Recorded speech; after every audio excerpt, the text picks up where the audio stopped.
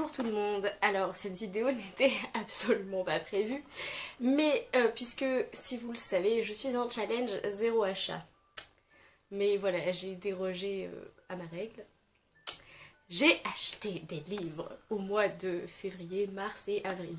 J'en ai pas acheté beaucoup, parce que sur les 9 que j'ai à vous présenter, j'en ai acheté seulement 3. Donc ça va. Mais puisque mon anniversaire arrive bientôt, je me suis dit que les livres de mon anniversaire plus les livres, là les 9 livres, ça allait faire un boucol trop énorme.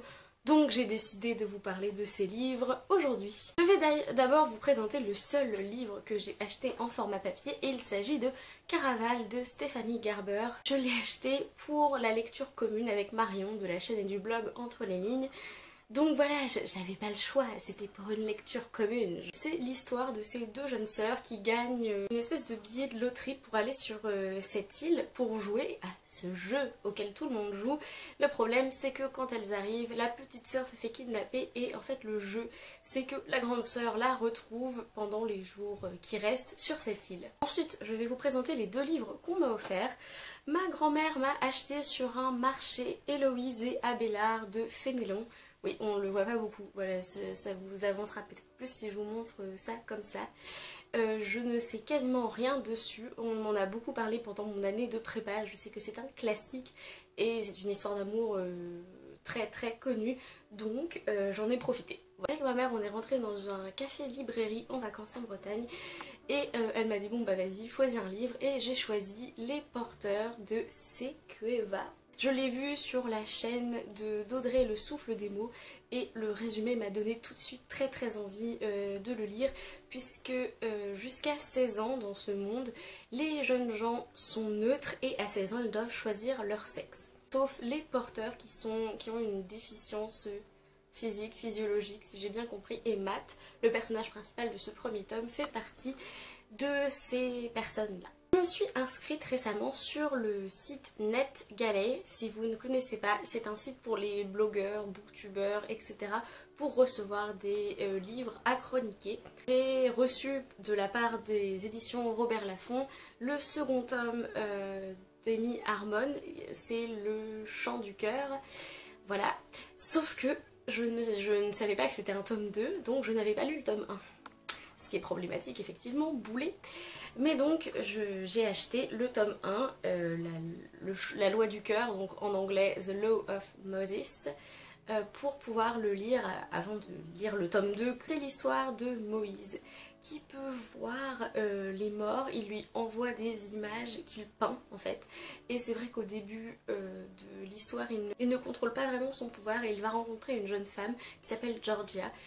Et c'est l'histoire personnelle de Moïse mêlée à leur histoire d'amour. Et donc ensuite vous n'allez pas voir grand chose, mais c'est le petit disclaimer de Robert Laffont qui dit que ce livre m'appartient et que je n'ai pas le droit de le faire lire aux autres, etc. Donc c'est Le Chant du cœur, c'est le tome 2 de La loi du cœur d'Amy Harmon.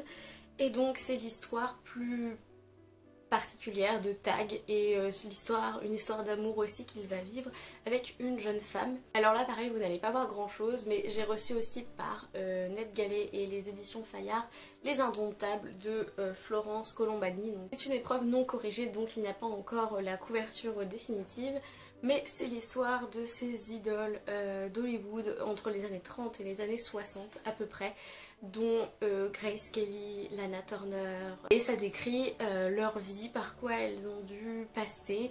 C'est un petit peu biographique sur plusieurs personnes. C'est 4 femmes indomptables qui avaient du feu dans leurs veines et qui ont commencé à vraiment lancer les grandes stars d'Hollywood. J'ai aussi reçu L'homme qui haïssait le bien de Sébastien Boller. Et donc c'est un thriller, c'est l'histoire du criminel le plus dangereux de France, un psychopathe. Il lui propose d'enlever tous ses souvenirs de crimes, etc.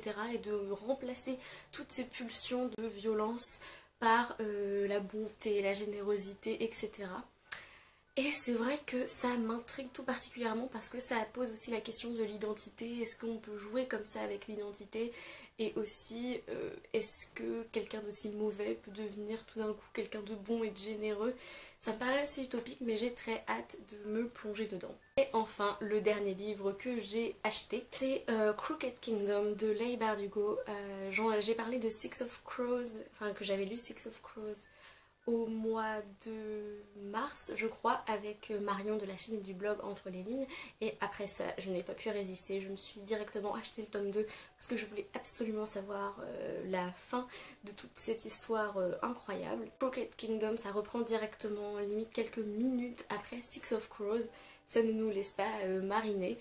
Et donc je ne peux pas vous dire de quoi ça parle, mais on retrouve les mêmes personnages qui doivent accomplir une nouvelle quête. Et voilà, je crois que je vous ai parlé de tous les livres que j'ai reçus, qui m'ont été offerts ou que j'ai achetés au cours de ces 3 derniers mois.